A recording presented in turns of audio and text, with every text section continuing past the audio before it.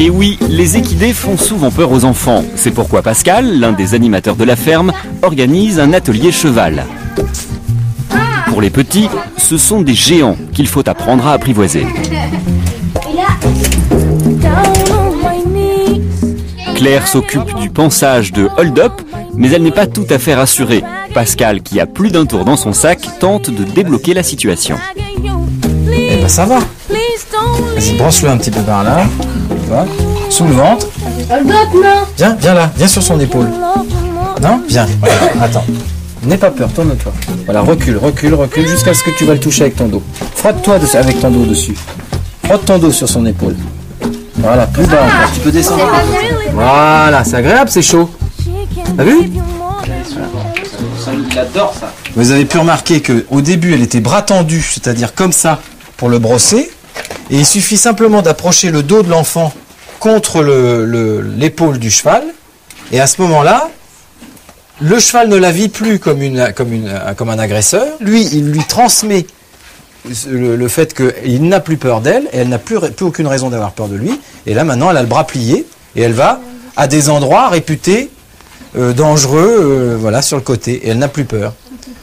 Et ça, en 10 secondes. Si Claire a peur de Hold Up, Félix, lui, s'en est fait un allié. Le jeune garçon a eu des problèmes relationnels qui l'empêchaient de profiter pleinement de son séjour, mais heureusement, son ami le cheval l'a aidé à les surmonter.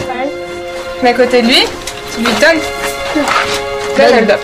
Voilà. Bien joué. Très bien. Ça met bien tout.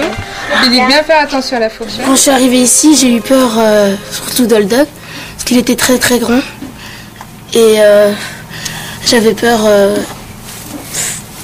J'ai cru qu'il allait me mordre la première fois que je l'ai vu. Mais la première semaine, comme j'ai fait un spectacle, j'étais toujours près de lui, près d'Hold Up. Et donc après, je me suis habituée. Et la semaine qui était arrivée, j'avais plus peur. Et surtout, je lui faisais beaucoup de câlins. Et maintenant, j'aime bien. En fait, le travail qu'on fait sur la peur et la relation avec l'animal, c'est pas tellement pour juste travailler sur la peur avec l'animal, c'est pour améliorer nos relations entre humains. Et lui, il l'a très bien défini comme ça. C'est-à-dire que, puisqu'on apprend à respecter un animal, on va aussi apprendre à respecter les autres. Et à mieux se connaître, puisque l'animal renvoie beaucoup de nous-mêmes. Et donc, ça marche très bien avec les enfants, et ça marche très bien aussi avec les adultes. Il n'y a aucune raison que... Et lui, c'est vrai qu'il a considérablement amélioré les relations qu'il avait avec ses camarades. Et ça, c'était une grande victoire pour lui.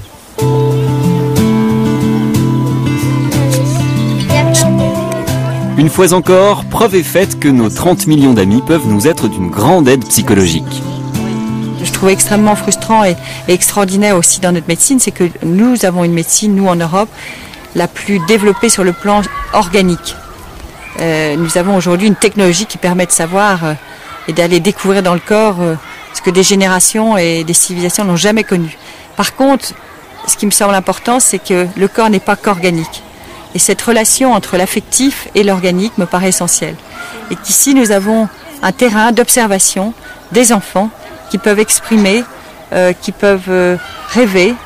Et nous essayons de ne pas avoir dans notre langage, pendant le mois de vacances, dépêchez-vous. Ça, c'est un mot qu'on essaie d'exclure. Dépêcher à quoi? Si on n'a pas le temps pendant son enfance, quand aura-t-on le temps? Plus tu seras détendu, plus vite il va s'endormir, tu vas voir. Le début de l'après-midi est un moment privilégié pour les enfants puisqu'ils partagent leur sieste avec les nouveau-nés de la ferme. C'est un moment où on se détend, c'est un moment de repos.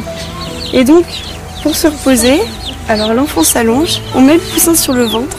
Et si l'enfant arrive à se détendre complètement, le petit poussin, vous voyez, il s'endort aussi. Une sieste qui se transforme aussi en une leçon de choses. La poule, en fait, elle trouve un coq et si le coq elle l'aime, et elle peut pondre un œuf, mais si le coq elle l'aime pas, elle peut pas pondre. Après qu'elle ait pondu son œuf, l'œuf il se casse au bout de 21 jours.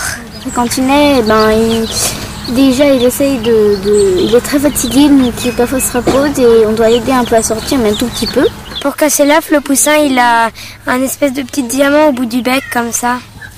Parce que le diamant il est plus dur que son bec, comme ça il peut casser la coquille plus facilement, mais il faut quand même l'aider. Apprendre à carder, filer ou tricoter la laine, cela fait aussi partie des enseignements de la ferme. L'occasion d'apprendre que rien ne se perd, mais tout se transforme. La main gauche tient la laine et la main droite taille. Très bien.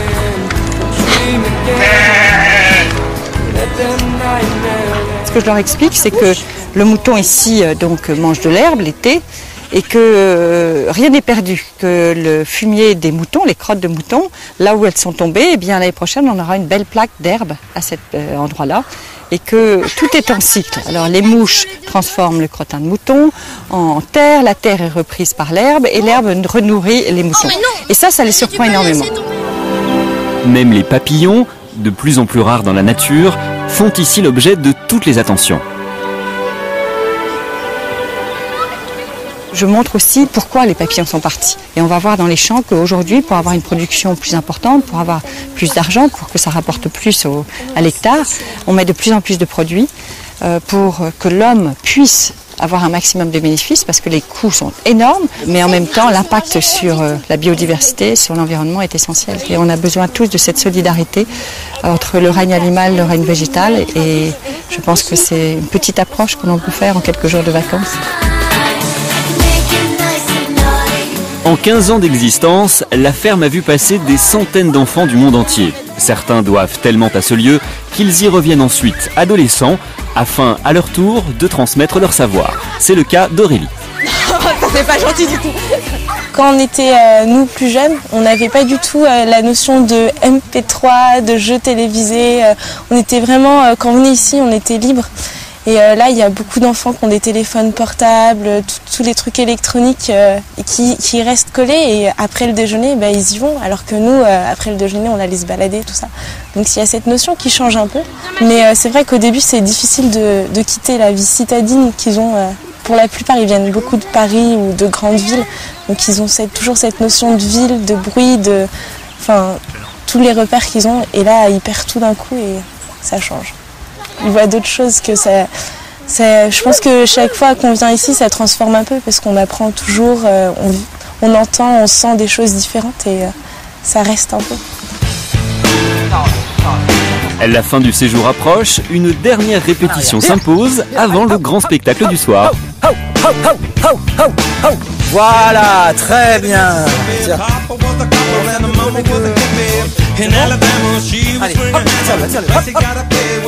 Tous les enfants n'ont déjà qu'un rêve, revenir l'année prochaine. Pour Véronique, son espoir est ailleurs.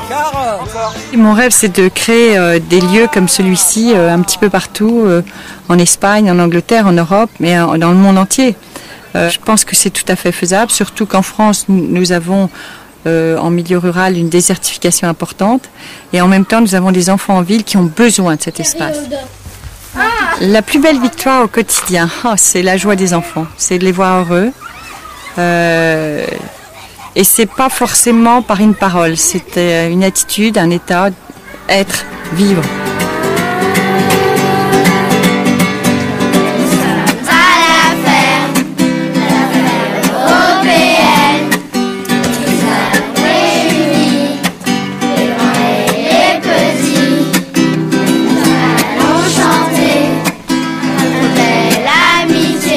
Depuis, tous ont repris le chemin de l'école dans leurs pays respectifs, la tête plein de souvenirs de leurs 30 millions d'amis français.